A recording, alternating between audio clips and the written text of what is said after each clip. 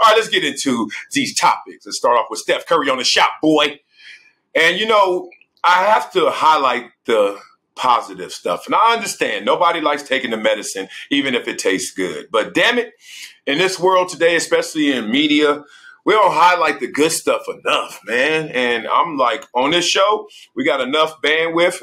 I got enough time and space and ownership that I'm going to do that. I'm going to talk about positive stuff. So here's Steph Curry, who wins the Kareem Abdul Jabbar Skyhook Social Justice Champion Award.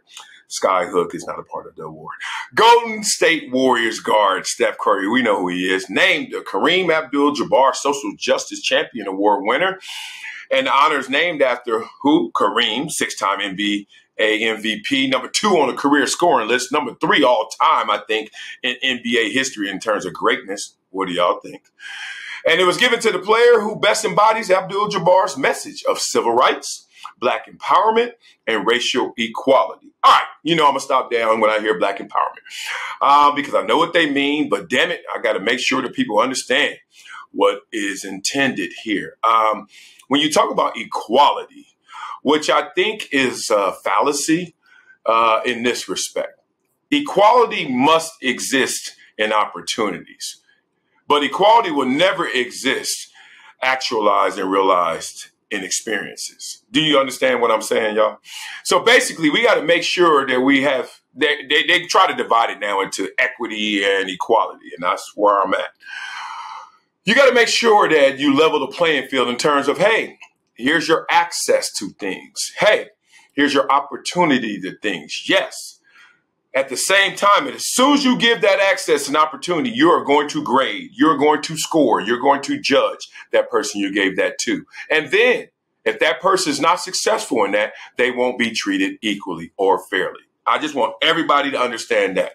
Okay. I don't like lying to anybody, even if you're sitting there needing help. I'm not going to tell you that your leg is okay if it's broken. I'm going to say, nah, that pain you feel is a broken leg. I'm going to tell you that if you're 7 years old or you're 70 years old. Right now, I don't want the spirit of the Black community to be broken when you hear words like Black empowerment, right? Like, damn, I need power. I need help. I need access. Well, maybe the community at large by the metrics, yes. But you, the individual Black person, like me, the individual Black person, please don't think this way. Please don't need to plug into the government and all these charities and everything else just for you to feel like you have the power. Now, you may need some extra access. You may need capital.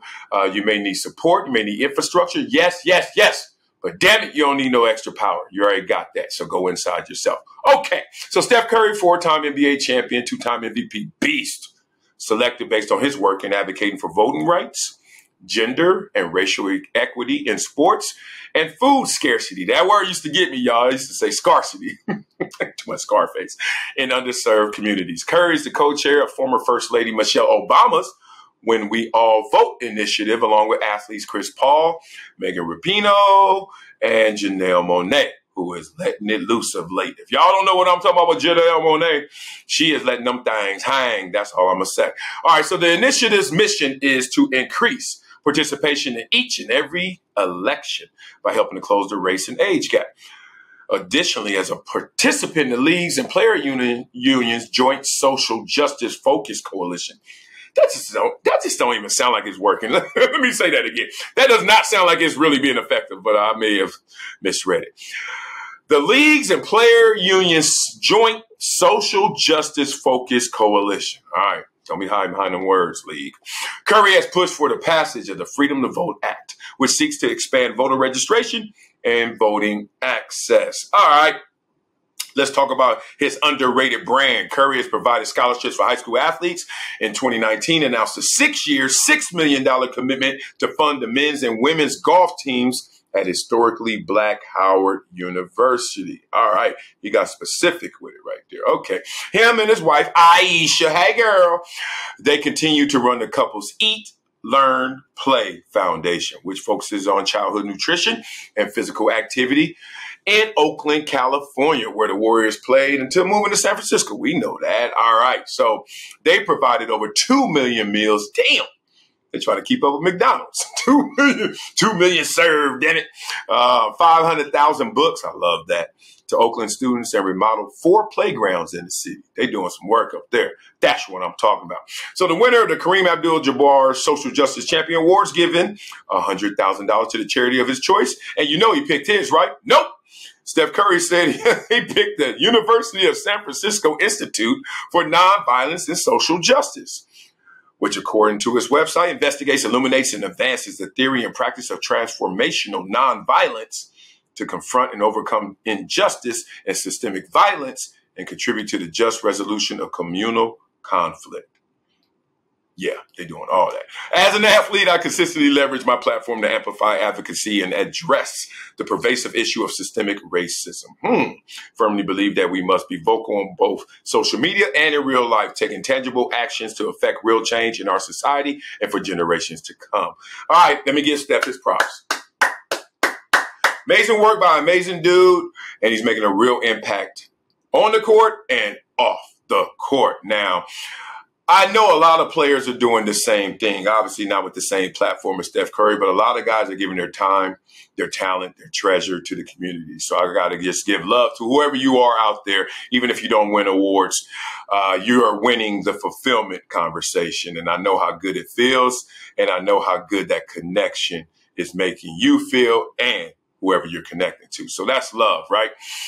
Now, I have a foundation as well called Project Transition, right? And we provide resources to the underserved, underprivileged, and we base it on giving to people the 5 pillars of a community, right? We reinforce family, we reinforce education, economic empowerment, sports, and experience. And I tell you, basically, I reverse engineered what helped me navigate from my early beginnings and my dreams to a reality.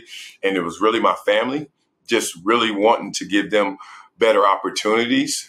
It was my education. I rode that horse all the way through, never buying into the fact that I was just an athlete.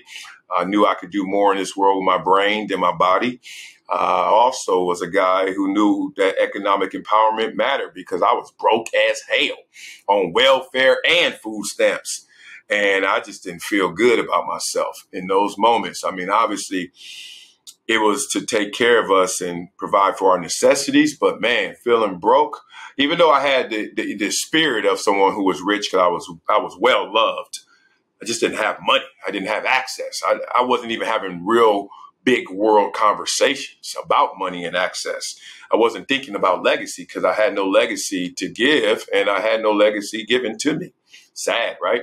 So sports, obviously, I used my body to get to where I wanted to go faster and increase my volume of my voice.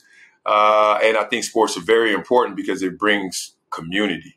Like you look in the huddle, it's somebody from everywhere, right? Nothing like sports, man, to get everybody together. And the last thing is experiences. I challenge the word exposure because exposure is basically like it sounds, like a camera exposure. That fast, right? You take somebody somewhere, you got exposed, go back to where you are, and that's it. Nah, you got to reinforce this, brother.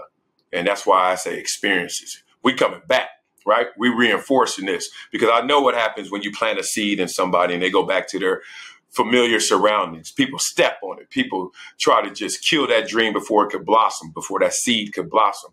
So through experiences, you continue to reinforce what you're trying to get through. And more importantly, you have a connection with that person. So tremendous props to Steph Curry, to all the work he's doing.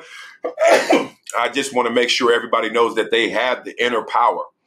They have the inner capabilities to make their dreams a reality. I don't give a damn how much you talk about systemic racism, how much you talk about you need empowerment. All that is true to degrees, but be greater than your greatest excuse. You got one lap around this earth. You got one lap around this track. You got one life to live, and do not live your life with the reason or excuse that somebody else stopped you from what you want to achieve. Okay? All of us, all of y'all.